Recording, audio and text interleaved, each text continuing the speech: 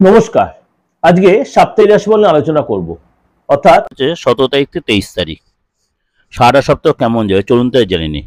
মীন রাশি, পার্টনারের মনের ইচ্ছা পূরণ করতে চাইবেন এবং পার্টনারের সাথে আপনার সম্পর্ক আরও বেশি বন্ডিংটা আনার চেষ্টা করবেন। কোথাও একসাথে ঘুরতে যাওয়ার প্ল্যান করবেন। হেলথের ডিস্টার্ব, ইএনটির প্রবলেম, ঠান্ডা লাগা এগুলো হবে। সেল পারচেসে লাভবান হবেন। মোটা অর্থ আসবে, মোটা ডিল হবে।